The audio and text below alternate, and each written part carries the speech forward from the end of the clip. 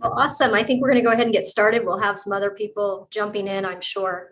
So I'm Rochelle Wilhite, the designated broker and owner of Best Choice Realty. And with me today, we have Ted Buchanan at Movement Mortgage, our Movement Mortgage representative, preferred lender, as well as Sam Sentioli, also with the TED team and working with us on pre-approvals. It's been brutal. So appreciate their support in putting this all together and connecting us with Susan Wright. Susan Wright is going to be one of our panelists. Susan Wright is the National Appraisal Director. Hopefully I got that right, Susan. She's Yes. Yes? Yes. Okay. And we've got her partner in crime, so we can really talk to some of the other issues that we're experiencing. And he said we can call him JJ or Jim or whatever I guess we want to. It really depends on how he's going to answer the questions. So no bad names. That's fair. That's very fair. And he's with Triserve Appraisal. So that's an AMC. Is that correct, Jim? That's correct. Yes. Okay. So oftentimes we don't get to talk to the AMCs, and there's a lot of challenges that we've experienced. So I know Susan wanted to bring you into this so you could answer some of the questions that we have. Candace, are you prepared to ask some questions too, if I'm missing something? Because I think you get the questions a lot from these agents. She's our sales manager. So she's ready to ask questions as well. Shannon, be ready to unmute Candace if I need to. So we're gonna just go ahead with the top of the ticket, and this could be either Susan or Jim, or even Ted or Sam, if you can chime in on this. But what type of information do the appraisers need from the listing agent and from the buyer's agent? I think there's a lot of confusion on what you guys are looking for. And maybe that's a question for Jim. Sure. So, and when I was in the field, for myself, and it has been a while since I've been in the field, but truly the inspection of the house and what appraisers are looking for is really not changed since I've been in the field. And really the first questions that I would ask all of the agents involved in a transaction is, what has recently been completed on the property as far as renovations in the past 5 years, and also how much was spent for those renovations. If they did a kitchen renovation or master bath renovation, any improvements to the property that, from an appraisal perspective would lead to value in the property. So that's from my view, that's the biggest portion of it is, hey, what have these folks done to the property? And it could be, major renovations as far as kitchens and baths, or maybe it's, a roof that was installed 3 years ago, things that maybe the appraiser couldn't see. And, some of those would be a lot of energy efficient items that, maybe aren't readily observable. I've run into some cases in the past with geothermal heating and cooling.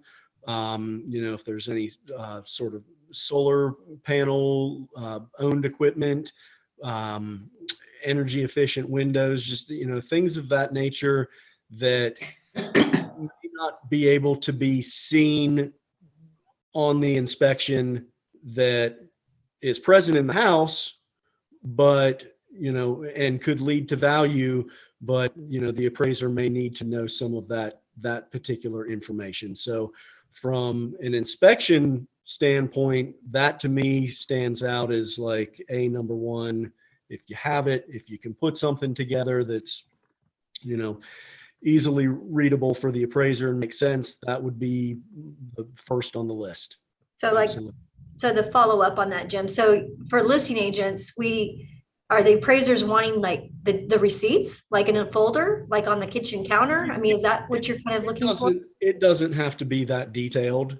Okay. And again, it doesn't have to be completely, I guess, nitpicky to where, hey, they installed some lighting. Right. hey, that don't waste your time as far as that is concerned. But, major items in the house that are going to have an effect on the value, list them out if you could. And, you don't have to go into major detail on a kitchen renovation unless you just choose, unless your client, which is, could be the seller, hey, maybe they want you to do that. Maybe, I know a lot of people out there are very, very detail oriented. As you all know, pretty much everyone's biggest investment that they have and their most emotional investment is their house. Mhm. So they may want you to be detailed, if you're asking about their kitchen renovation, which is fine. You can go into the, hey, Viking appliances that cost however much they cost over the standard GE appliances, things of that nature. So, really, I would leave it up to your agents and their clients as to, what level of detail they would want. Okay. And I would think that goes for the buyers too, right? I mean, if you're a buyer's agent and you're escalating the price, and Jim, we're having like obscene amounts of increases. And then we are having some challenges, right? Between the appraised value versus what the sales price would be. But sometimes to make up that difference, I think what I'm hearing from you is even a buyer's agent can supply that appraiser with that information too, right? If they have that readily available. Okay. Absolutely. And, you're not trying to, tell the appraiser, look, it's got to appraise for this, got to appraise for that. You're just stating facts on the house. It's, here's what's been completed. We just want you to be aware. And it may be that the appraiser doesn't want to have this discussion. So you can have it in writing. You can leave it for them. Some will take it, put it in the, some just don't want to feel like they're being influenced. So sometimes you have to take their lead. Same thing with the comps, that you use to price the property. Right. You can certainly, leave those for the appraiser. Right.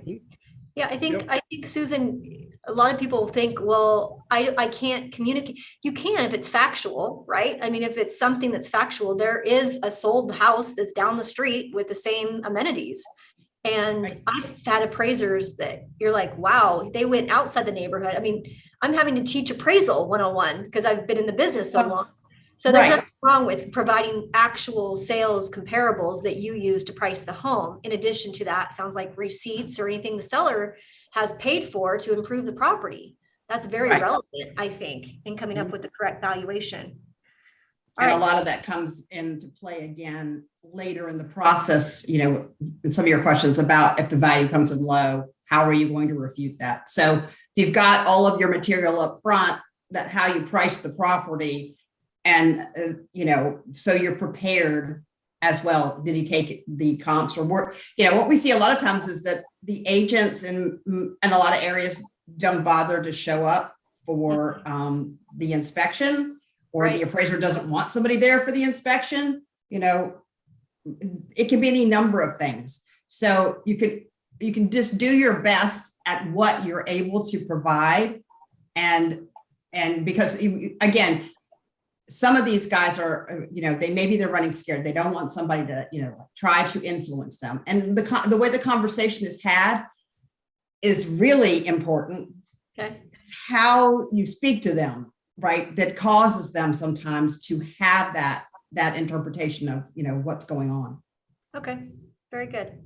The next one I have is, could you describe the different requirements for appraising conventional FHA and VA? This is something that consistently comes up, Susan, and this is directed to you. There's a lack of education in the real estate brokers in our state, where they think there's a different set of standards.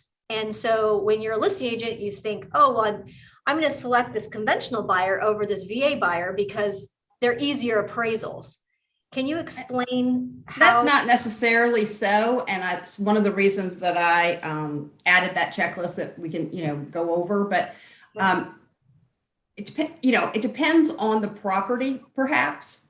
but your VA buyer could be just as well qualified or maybe more qualified than your conventional buyer was. You know, he's doesn't need to put any money down, right? But he may have plenty of money.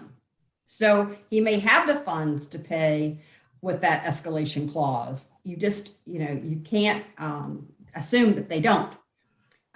We've seen way too many of the veteran buyers, and we all need to be cognizant of the fact that they're really getting a bad rep, and that, you know, a lot of people don't want to accept a VA contract, and that's really unfair. It's unfair to the service people, and it's not an accurate portrayal of the product itself. I mean, Blue Water brought out the multi-million-dollar appraisal or loan limits for these for the veterans. So it should be a full service tool. It really should. Now, when you come down to some things, you've got people think that conventional is just an easy way to go. And if their property is not in good condition, they're still going to get steps for anything that's, you know, safety related or health related. Does it have mold in it, or, you know, is it structurally sound? And those kind of things are going to be on any type of property regardless. I mean, just a property can come into us and say, well, it's as is. Well, maybe agency's not going to take it as is, right? Or you might see an appraisal that says it's as is, and then my underwriters go to a photo array and it's horrible, you know, and they have to put the stipulations on it for that particular type of agency's guidance. You know, conventional may not care about lead-based paint, but they care about, you know, other things that impact the structural soundness of the property. So aside from, it sounds like lead-based paint, is there any other specific VA requirements or FHA requirements that would be different from the conventional appraisal? I don't think so. I mean, I think that the majority of any regulation is just to make sure that the collateral is sound. So we're looking at the whole appraisal, the property itself, to make sure that, you know, the condition is like it should be. You know, if they're trying to do a conventional loan and it's in a C5 condition, well, agency's not going to take it unless those things that are pointed out happen to be cosmetic. Okay. So there's stipulations that we have to look at on all types of loans. Yeah, from an appraiser's perspective, I mean the inspections are relatively the same. You know, with FHA, okay, you do have to poke into the crawl space and look into the crawl space and go up into the attic and look in the attic. You do have to test a sample of the utilities and things like that. But really what it comes down to is no matter what product or what appraisal type you are going for, the appraiser is ultimately looking for what's the market value, and that's across the board, doesn't matter which type of appraisal it is. And B, as Susan said, you know, what's the safety and soundness of the property? And, you know, it doesn't matter which agency, which loan type, if the house has issues, You're gonna have trouble with financing one way or the other. Yeah. Okay. You could. Yeah. Okay.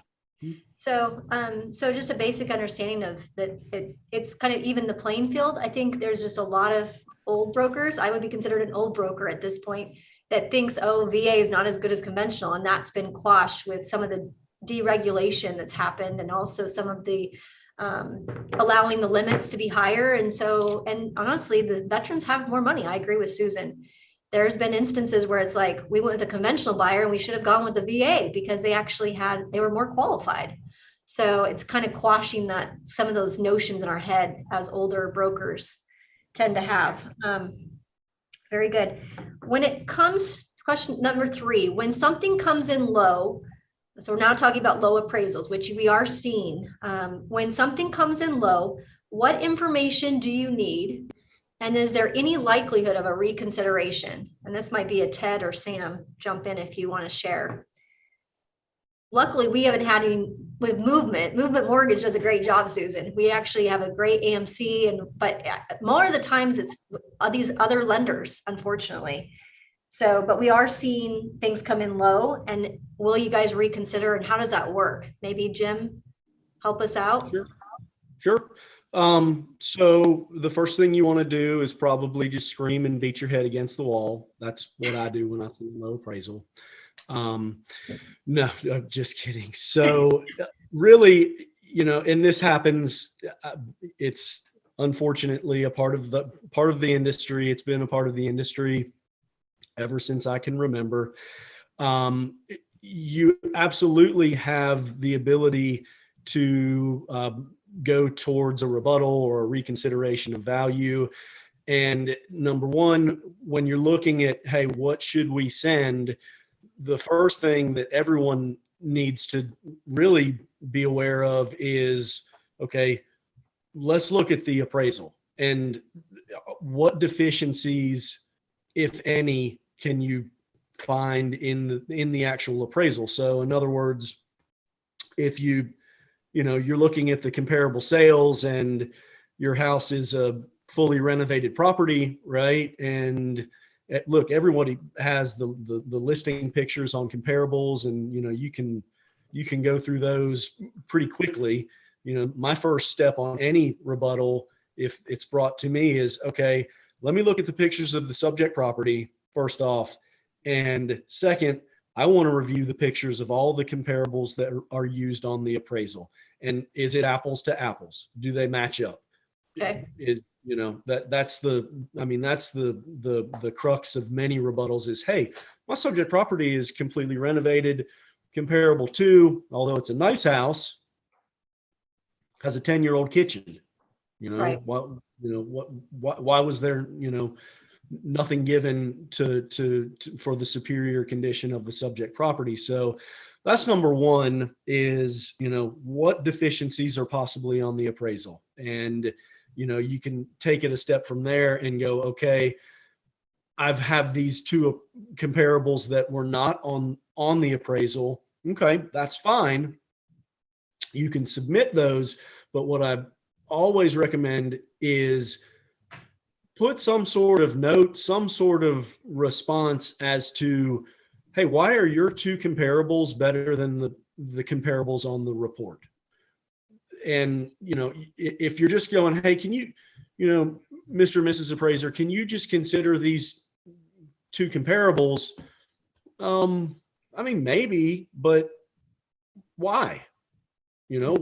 What's wrong with the comparables that I have? So, if the more you can point out to the appraiser, your position as a professional in the field, the better opportunity you're going to have to get the rebuttal taken seriously and possibly the value raised. The one word of caution always on the rebuttals, without a doubt, you have to take any emotion out of the rebuttal. We get some rebuttals in that are just, people are just, they're like losing their minds, verbally on the rebuttal. And we look at it and we're like, oh, we can't send this, you're not going to get anywhere, right? It'll just be rubber stamped of, denied, and they'll move on. Yeah, So, I'm going to remember you on your next property because this is what you said about me, Yeah. I've seen them. Yeah. Okay. So aside from, subject comparable, looking at the subject clearly, if there's anything, so I see a lot of appraisers, this might be a follow-up to your comments, Jim, where the comparables, they didn't do a good job. The appraiser didn't do a good job in figuring out the quality valuation, like where you see they gave them a $50,000 adjustment instead of a $20,000 adjustment, and that impacts the valuation greatly. How do you deal with things like that? It's just really concrete, saying, hey, this is the receipts, here's what my client spent. It's right. very effective. It is. It's, it's again, the appraisal and the adjustments and the market value is, an opinion of value. It's an opinion of adjustments. So really the only way to, in my opinion, question an adjustment on an appraisal, again, you can't just come back and say, look, that $25,000 adjustment is garbage. You need to adjust 50,000. It's not, you're never gonna, you won't get there. What you could do is, further your position and just question the adjustment. Where did you derive $25,000 for as far as the adjustment? Based on the other comparables in the report, it would appear that maybe that adjustment, needs to be reconsidered, and at least put it back in their court to provide some sort of data, some sort of proof, something that they can explain where the rationale is as far as the specific adjustments, if that makes sense. Usually the only ones I've won, Jim, is just the ones where I found comparables that they maybe didn't find. That's where I think that appraisers have been willing to reconsider. But other than that, they're pretty much fixed. In the last 2 years, I've not found one appraiser that's willing to adjust based on a subjective factor, from the comparables. They're pretty firm on that. So I was just curious more than anything on that one. Yep. Doing adjustments changes. I mean, it may not be on every one, but we do our fair share of, picking them apart. And the one thing you have to remember on a lot of these that are conventional, that the appraisals are scored in the Fannie and Freddie models, right? So we're getting so many of them now that are getting the higher risk scores. Fannie Mae's CU model is 1 to 5, 5 being the highest risk score. Okay. We have to remediate anything that is 2.6 to 5. Really? So the one, yeah, we do. And so the 1 to 2.5 is a file that for agency will get reps and warrants. Anything above that, we got to explain ourselves, right? So the 4s and 5s are critical. And those are the ones that agency are just ripping lenders apart on. And a lot of the SSRs, if you've ever seen one, they have multiple flags with what's pulling from the model. And the one that's the scariest is when it's pulling and it says overvaluation. Okay. So you guys are thinking it's low, the model's saying it's high. And then, our team can go into the model and pull up what agency has ranked as the top comparables and look at the report against what the model is suggesting. Okay. It are the top comps. And that's kind of where a dialogue starts as well. You might see one that came in at X value, but it's not been approved yet because it's still in the underwriting process, and it looks all, you guys have gotten it, oh, it's good, but it's not been underwritten and it's not been approved. And then we're dealing with Fannie or Freddie on these overvaluations and flags on these things, and we're going back and forth with the appraiser, and then the report comes back and it's had an adjustment downward.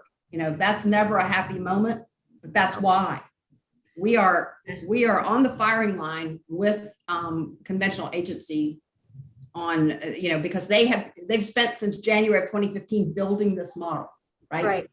So I may not be a favorite on some of the Fannie calls, but I have been known to say garbage in, garbage out. What do you want us to do? Somebody put that through the portal and there it is. It's in your data bank. And this is what, this is what we're seeing. And the appraiser is what we consider to be the eyes on the ground. Yet you're coming back and we're dealing with these flags that are a representation of every time either the subject or the comparable has been appraised and run through the model. Okay. I did not know that, Susan. I'm learning things too. There's a lot more layering. It's very tough right now. Yeah. Okay. A really quick side note on the rebuttal process that might be obvious, maybe not, but use your loan officer to help you with the language on the rebuttal, as well as go through the report in full. We can help you find those items that may be missing on the report. Sam and I had a recent one in particular where the appraiser stated that our subject property was on a main arterial, and just so happened that two of the other comps were also on a similar arterial, but that wasn't accounted for. Little things like that. We know the neighborhoods pretty well as well. So lean on us for help. We know how the form needs to get filled out. We know that you can't mention value, so we'll help you ask those questions that JJ brought up versus trying to ram something down their throat, because that never works out very well. So use us. We're happy to spend the time to look at comparable sales combined with the data that you have in the MLS. We can help push it through and be your conduit between Susan and Jim. That's great. I mean, and I think all the agents on the call here, they're all brokers, but you get a low appraisal and you've got certain timelines you have to comply with. Unless you have the ability to come in with a 22 AD with additional down, you've got timelines that have to be met. So I need to see a copy as well. So use me, use Ted, Sam to assist with those low appraisals and coming up with a proposal that makes sense. Sometimes we can have success. Sometimes it is what it is, in some of these things. Yeah, and in this crazy market and what we're experiencing, your appraisals coming in low are going to be more and more common with double-digit appreciation over 30 days, because we're seeing that right now. So appraisals are going to be really tough until these, this latest batch of sales pushes through. These appraisers have data from 2 months ago that they're trying to push, values up 10, 20%. So it's going to be tricky.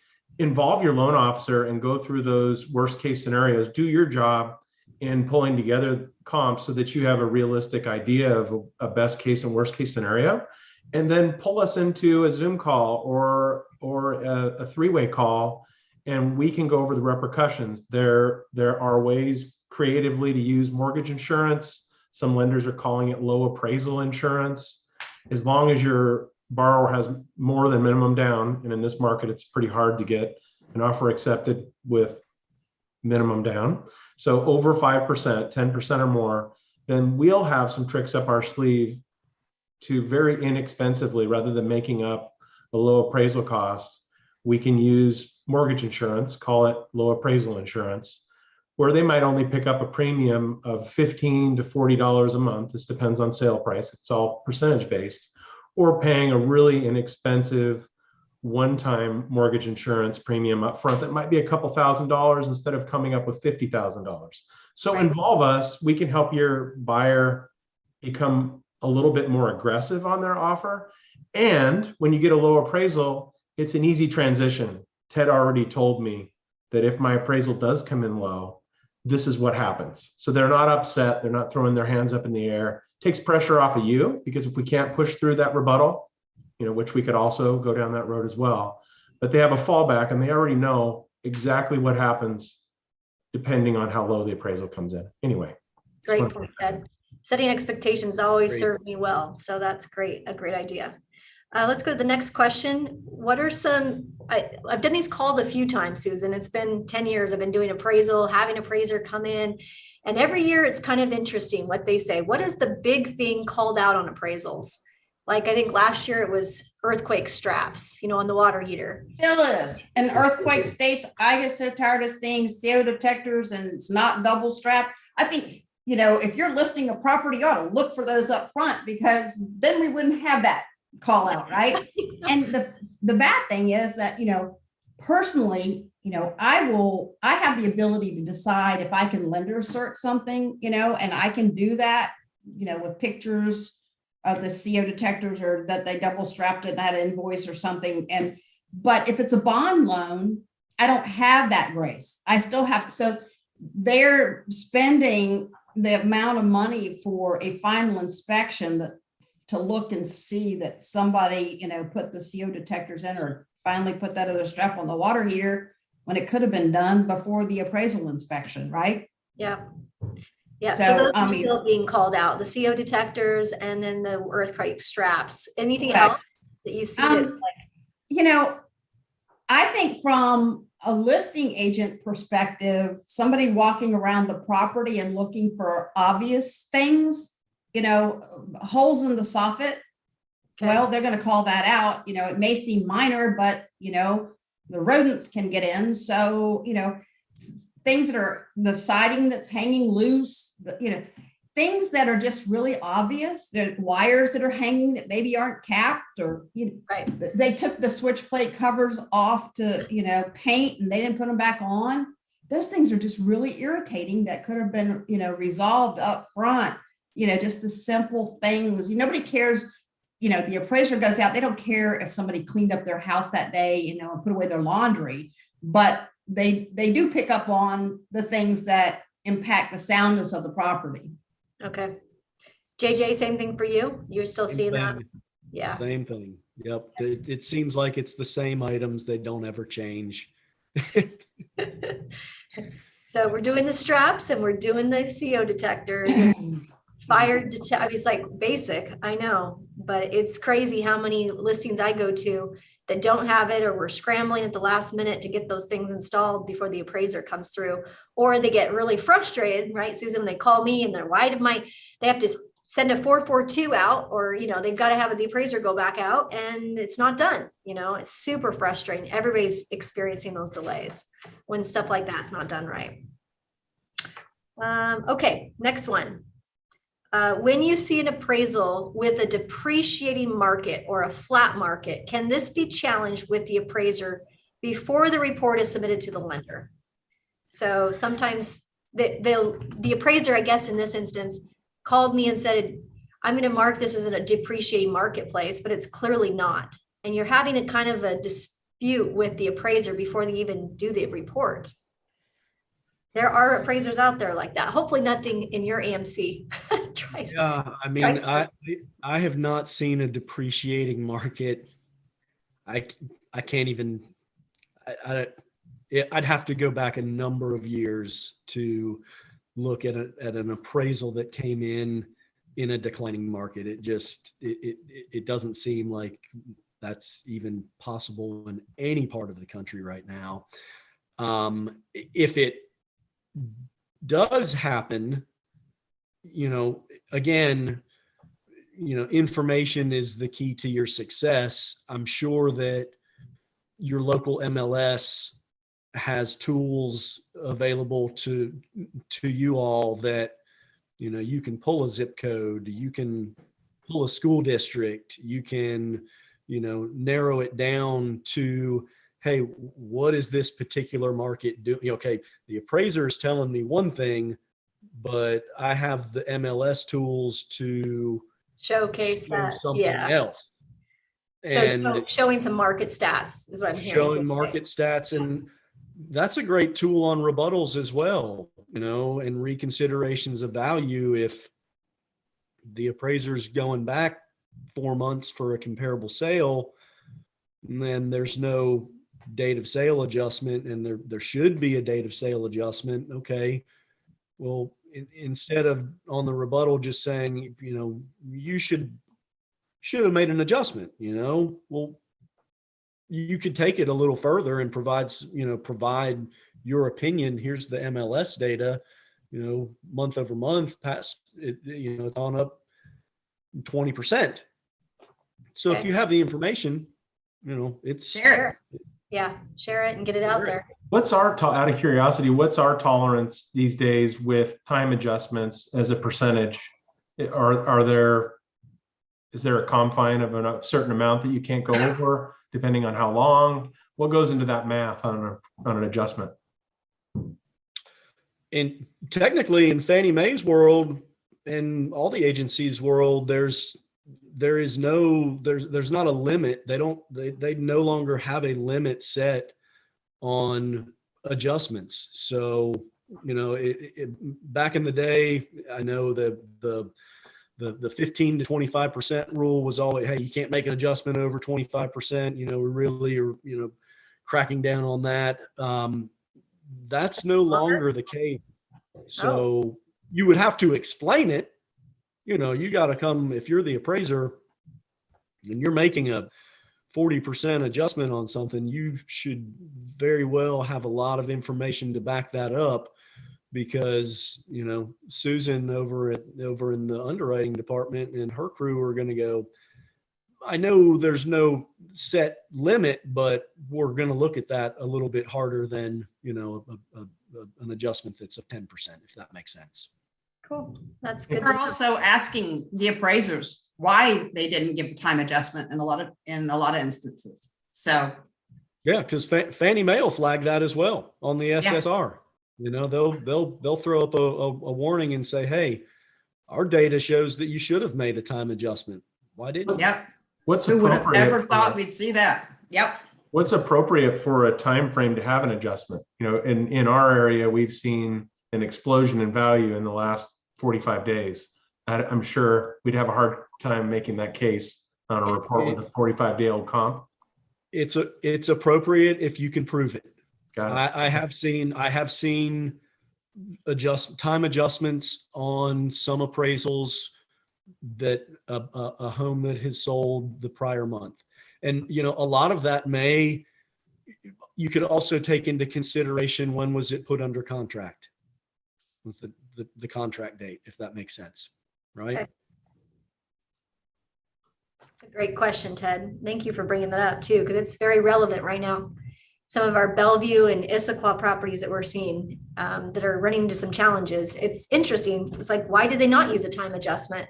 Because they're not, you know, it's just the type of appraiser. I've been doing this a long time. Usually there's a bit of an ego involved in that type of situation, but it's a very fluid marketplace right now in our area. So that's great. How far out can the appraiser go to select comparables?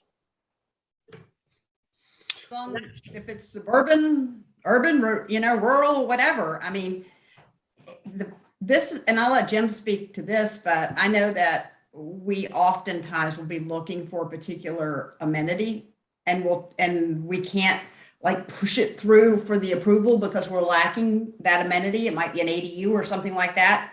So we're asking the appraisers to go further in distance or farther back in time to try to locate what it is, you know, that we don't have, that we need to bracket or as an amenity or something like that. But it's, you know, again, when you go back to things like having this CU model, when the appraisers are utilizing their comps and then we go to the model, you know, the appraiser may have gone, you know, it may be he had lots of comps in the neighborhood, but all of a sudden he's using ones that are in a subdivision 5 miles away, you know, and it just seems really odd. And then when you look at the grand picture of things, you know, you've got all these sales that are pocketed right around here that, you know, look like they should fit, you know, then they have to question why he went, you know, why is there an interstate in between? You know, are we cherry picking, that kind of thing? Yeah. But as far as how far he can go, it's going to really depend on that it's a like comparable that he's going after. So it may be a particular situation that he's trying to, you know, make it a like comp. Okay. So it really, I mean, I think what we've been teaching with when we do CMAs is start small, start within the neighborhood and work your way out. And then, you know, that way you're not missing something that's right in the hub, right? That could be comparable, because the appraisers are going to do the same thing, you know, and work your way out. And I think I've heard an appraiser say, who's 38 years in the business, said, when you're talking rural, you can be 5 miles from. I've crossed county lines. I've crossed state lines on rural properties. Okay. You can be 50, you know, 50 miles. Yeah. You know, I mean, really, ultimately, again, there is the 1 mile guidance that Fannie used to have doesn't exist anymore. You know, their guidance is use the most appropriate comparable based on the subject property. And a lot of times, you know, how far out they can go just depends on how oddball the property could be, right? Mm-hmm. Absolutely. Yeah, and that's good you brought that up too, Jim. I just recently heard that that's removed, the 1 mile, you know, thing. That's interesting that a lot of people don't even know that doesn't exist anymore. So that's great to get that out on video. how are the quality factors? You know, you guys do a quality adjustment. How are they determined? What is that? And what is that factor? Is it based on a percentage or how is that determined? I guess that might be a JJ question. Sure. And so again, that all goes to an opinion for the particular appraiser. And, you know, they're looking at differing quality homes within the same market, right? And, you know, okay, if we have a home that sold for $600,000, it's not been renovated. You have another comparable that sold for $690,000. You know, it has some significant upgrades within the property. Hey, it would be reasonable to think that you would probably want to make a quality adjustment of $75,000 to $125,000, you know, in and around there. So it you know, you're basing it off of what everything else is selling for in the condition that they're in. Okay. So it's like, I have something. yeah, go ahead, Susan. Jim, she said quality, not condition adjustment. So are you speaking of the actual quality rating that was perceived or the condition adjustment? You're right. I was actually talking about the condition. So I guess if you wanted to nail it down, two homes have differing kitchen renovations. Okay. So we've got, you know, two properties, both renovated, but one is of a higher quality. You would really need to make a case as to, you know, why that is. You know, is it okay, we've got a custom design versus Painted cabinets, right? Like somebody's gone in there and remodeled, painted their cabinets versus they've gone in and replaced all their cabinetry. So if there's a different valuation for that, that's considered, or it should be considered by the appraiser. It should be considered, yes. And again, you know, you have to dig deeper. You've got to come, you know, you have to prove it. And the appraiser has to approve, you know, they have to prove all of their adjustments one way or the other. You know, why, you know, okay, I adjusted $10,000. Well, why'd you make a $10,000 adjustment? Well, I took a look and, you know, the comparable, yeah, they had painted cabinets and they installed some laminate counters, and my subject property has granite counters and, you know, full on custom cabinets that were done. So that would be, you know, that would be proof that, hey, yeah, I need to consider an adjustment for sure, and base it off of other similar homes in the area. Okay. Thank you for clarifying. A real quick point that I think got glossed over that Susan brought up, that could kind of move off in another direction that might be helpful for the agents to understand. She brought up two words, and those were bracketing and cherry picking.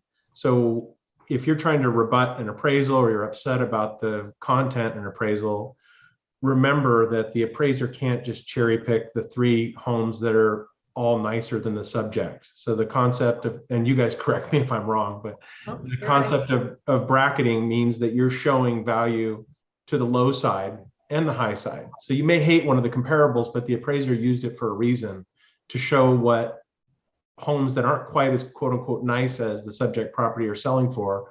Conversely, one that's nicer, and then maybe a perfect report has one that's just like it, which hardly exists in our market. So just be cognizant of that when you're rebutting. Don't cherry pick the three homes that are all quite a bit nicer and expect for that to work. The appraiser has to abide by certain rules. And so you're going to see probably at least one comp on purpose that's not quite as nice. So don't get upset about that. Right. It's just a process of how they select it, and how they factor that in. That's great. When you get a bad appraiser assigned, how do you go about getting another appraiser? Susan? That question I wrote down right under there is, what constitutes a bad appraiser? Is there a known issue with the parties? Once assigned, only the appraiser can back out. We can't just take him away without a documented professional reason. Now, if you know going in that there's an issue between this seller and somebody, who's an appraiser, you might be able to bring, I'll let Jim speak to that, bring it out front before the assignment so that we can pass that information along to the AMC, because other than that, these guys are going through a rotation process. Whoever's selected, They get assigned the report. out, they get assigned. Yeah. And then we see this thing going back and forth that, Johnny doesn't like Susie and I'm not gonna let him on my property. And well, I'm sorry, because the appraiser accepts the assignment that he has no bias, right? So it can get escalated into legalities and the realtor board and the appraisal board and things that, just because he brought in an appraisal low one time does not mean he's the bad appraiser. Maybe he was right. So what constitutes a bad appraiser? I'll use me as an example. So there's this gal that's down in Pierce County. So I know she always comes in low, every single one. Would that be considered a bad appraiser? That every single time. So I know she's assigned to the AMC calls me and says, hey, this person, Sally Joe, is assigned to this appraiser, but I know every single appraiser she has done for my company has been low and has not been correct. And we have disputed every single one. Would I then call the AMC and say, hey, we have a disagreement in how she comes up with these? Honestly, she's not under your AMC, which is great. I can speak openly. You don't have problems, but how would I convey that so that we don't have the same problem? Because every single one has been a low or has been a challenge. Right. So from our side, from the AMC side, if we are going to place an appraiser on a do not use list, there's some very specific guidelines that we as an AMC have to follow in order to address that situation. So, the lender can bring it up, to us, hey, we think we have a problem with this appraiser. Okay. Okay. Why is that? First of all, why is that the case? Okay. We get down the road on that. From our perspective and the guidelines that the state and the federal government have for us, in order to remove an appraiser from the rotation, we would have to, have documented proof via a desk review, a field review, showing bad work for the most part. Call it what it is. It's bad appraisal work, bad appraisal practice. And from there, if there are legitimate items that are coming back from the other qualified appraisers in the area that are reviewing the work, or sometimes we can even catch it, we don't even have to use another local appraisal or appraiser to review the work. We can look at it ourselves in conjunction with what Fannie Mae's coming back with on the SSR and go, this isn't right. This doesn't make sense. You're reporting comparables inaccurately. You're reporting condition inaccurately. Locational factors, whatever it may be, there are inaccuracies on the report. We can then go and officially remove the appraiser from our panel, but we have to give them notice. So in other words, you have to write the nasty letter. Hey, here it is. Sorry, you stink. These are the reasons why you stink. And we are going to give you 2 weeks to respond. You have to give them a chance to rebut. Okay. Yep. You're wrong. I'm doing it right. But when we've sent those letters out, I have never received a response back that made me put the appraiser back on the panel, if that makes sense. Okay. Usually, so it sounds like there's a process for those types of things when those things occur. There is a process, and some management companies are willing to do and go through it. Others may not. It just depends on your management company. For us, and what we do is we keep incredibly detailed notes on all of the panel. And if we see there's an issue, if there's a major issue, you'll never burn us again. Like just flat out. You get, it's one shot, and if there's something major that has occurred and something egregious, and that could be anything from turn time to quality to, you name it, unprofessional behavior, whatever the case may be. We as an AMC will never get burned by that appraiser again. Yeah. You guys do a great job. I mean, I've had one instance where your company, I called them because the appraiser kept rescheduling on me. The property was clearly available for the appraisal, but this appraiser kept rescheduling like 3 or 4 times. And the seller was getting extremely furious about that. So I called Triserve and you guys took care of it and just replaced that appraiser with somebody else. And I don't know what actually happened to the appraiser, but it was handled very, very swiftly. I don't think all AMCs work like that though. And that was why I asked the question. Sure thing. Yeah, perfect. Last question, and then I got a few questions that came through the chat. When we've heard that the appraisal order is placed, the buyer can pay more to expedite the report. Generally, what is the cost and how is this communicated or done if your borrower wants to pay more for the appraiser? So it depends on the area, obviously. I would say probably a good rule of thumb these days, if you're looking for a rush appraisal, maybe an additional $200, again, it all depends on the time frame that you're looking to get it back. In other words, hey, I need this back in 3 days versus I need it back in a week. 3 days is going to, like, legit, it's going to cost you more, that's unless you can find an appraiser coming off vacation, or, hey, as we all know, we've all slowed down a little bit too. So, that the monetary amount of a rush appraisal is, there's a lot of different factors that are going to go into that. But how complex hopefully the property is, how quick complex they the want it. property is, frame. But, in general, $200, maybe a little bit more, but it's kind of a sliding scale. So it sounds like we just need, if we wanted to do a rush appraiser, because we're trying to get, maybe we're waiving financing, maybe we're wanting to shorten down some contingencies, as we're crafting our offers to be competitive, that might be something where we talk with our borrower. And then I guess the next step would be contacting their lender and just saying, my borrower wants to pay extra couple $100 to get this thing rushed. And then they just factor that into their fees. Is that correct? I'm going to let Ted take that one because that is going to be out of my league right Yeah, now. I would say locally, Jim kind of hit the nail on the head. I mean, Rochelle and I were lamenting the fact that transactions in general are down over the last couple of years.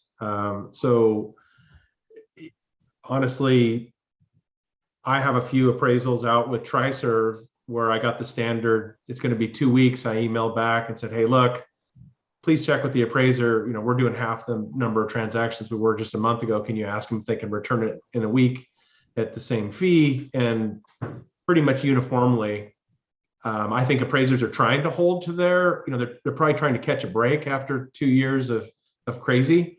They want those 2 weeks if they can get them, but a good loan officer is going to ask for that to come back quicker. And in both cases, we didn't pay extra. The fee totally varies per Jim's point. How, what property are we dealing with? How tricky is it to appraise? The fees generated that way. Unfortunately, I think the value of the property also plays into that sometimes, fairly or unfairly. In my neck of the woods, it's hard to find a property that's under $1 million.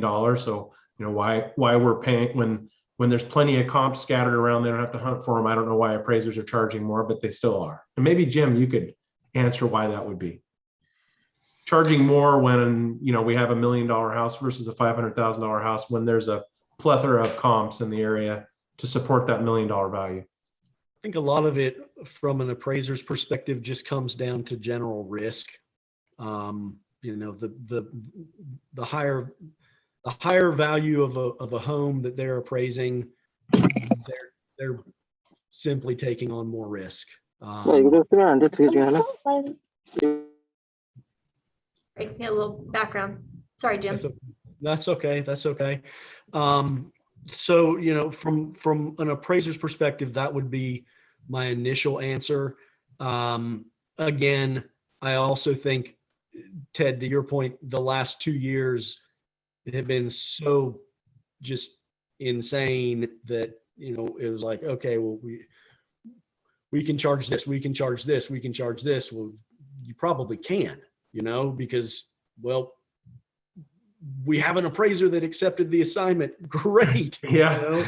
The cost is a distant secondary problem. Yeah. Yeah. Right, exactly. But, if we continue to go down the road of a higher interest rate, market, and look, I don't know if the supply is going to be there this year or not, as far as, properties. So yeah, transactions are going to be down.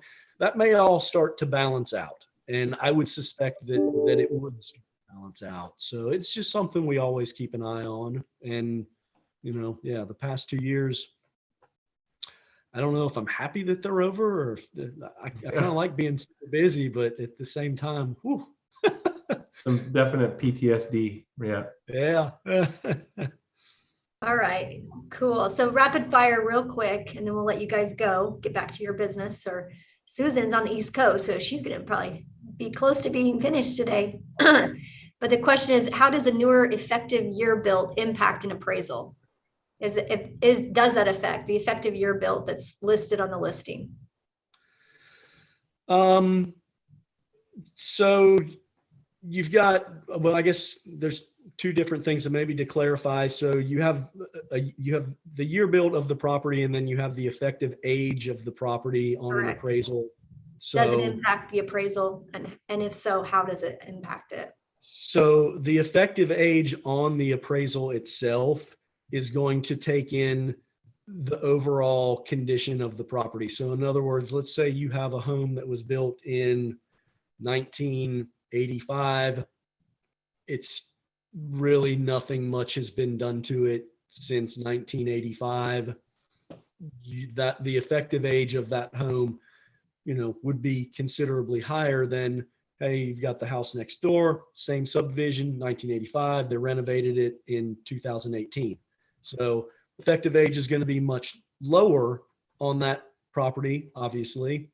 And the appraiser is going to take that into consideration. So in other words, you're not going to get typically an effective age adjustment, but you should very well receive an adjustment based on the condition of that property, which again, the condition totally correlates to the effective age. Perfect. Thank you. How does appraisers handle private wells? Private wells. If appraisers, if they don't find something, if they're checking the water, if they don't see an issue, then they don't, we don't look for well and septic inspections unless it's something that is required by maybe some sort of a county code that you all might have. It's in a bond loan or something, but agency is only looking for commentary from the appraiser when they see an issue. Got it. So it's really, the buyer should be doing an inspection.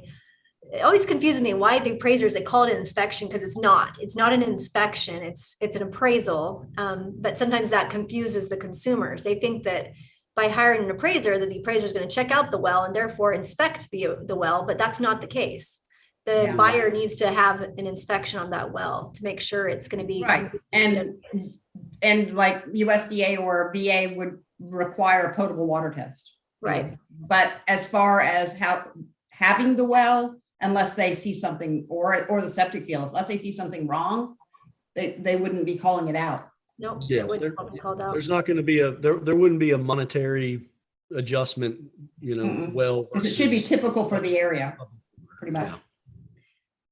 Is it true if you have a single family home that is used as a duplex, does the appraiser have to appraise as a duplex, or will the appraiser appraise? I think the question is basically comparing apples to apples, the duplex versus a duplex. It has a lot to do with the zoning, I'm assuming. Yes, it does. Yep. Yes, it does. And is it really a duplex, or is it a one with accessory unit? Was it legally changed? Because, we had so many ADUs out there, and if they didn't permit it, then, we have some areas where it's illegally impacted. And then, the only thing that sometimes we're left with is to return it to its original stance. So it, Yeah, is it zoned to multifamily?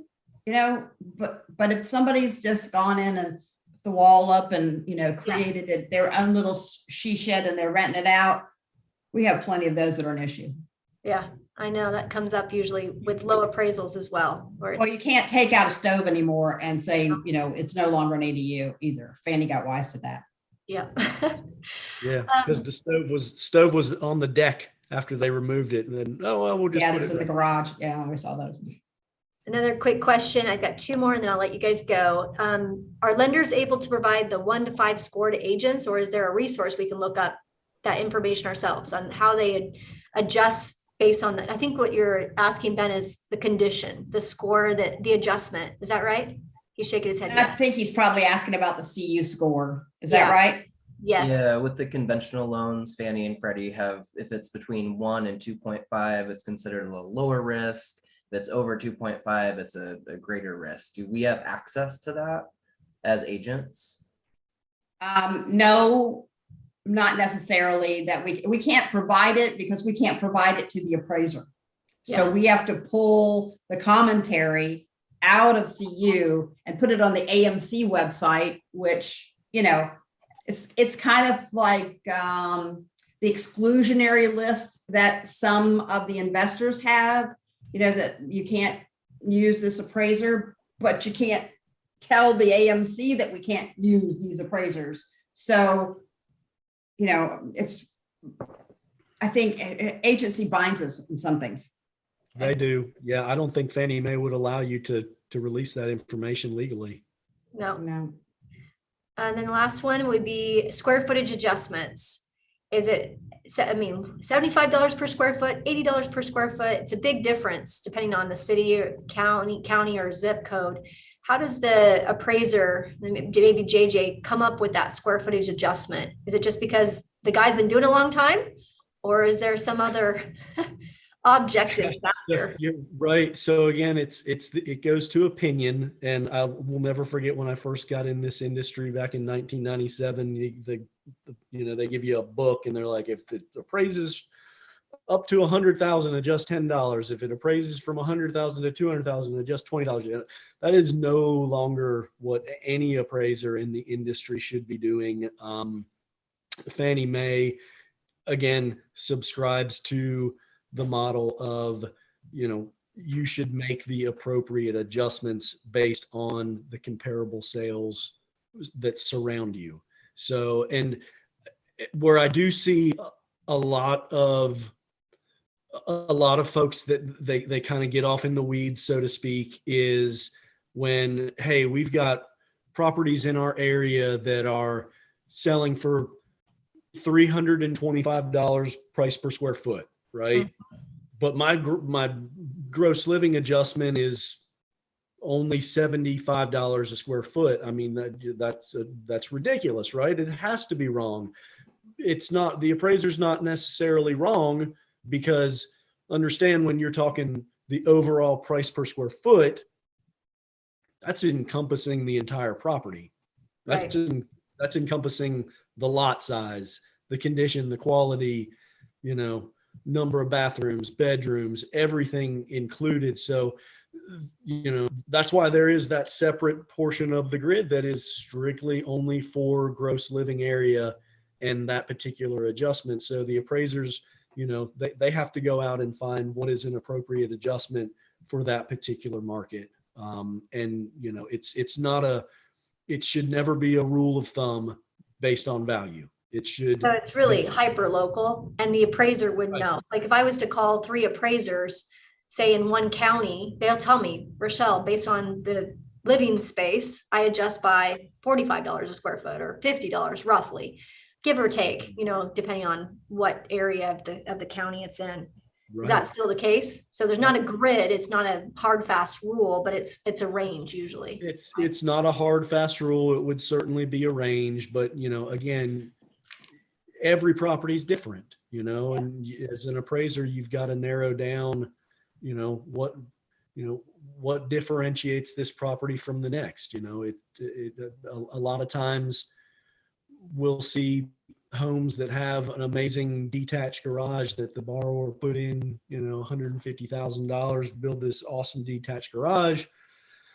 Well, what's the detached garage worth in the marketplace? It's probably not worth 150,000, so there's a lot of factors that go into how much should I adjust. And number one, what's my specific location? What is the range that I see? And then you can narrow it down based on the particular property that you have from there. Wonderful. Awesome. Well, then we'll wrap it up, you guys. JJ, Susan, Ted, and Sam. That was amazing. Hour of power. You just get all those questions answered. Susan, I think we got through all of them except for one. So thank you for preparing and having the answers to our questions. It was very fluid, and I appreciated your experience and just your knowledge on these important topics. Thank you very much. You're here. We appreciate your business, and feed anything that you didn't get through Ted. And if he doesn't have the answer, then Jim and I will take care of it. Okay, wonderful. Okay. Thanks. Thank you so much.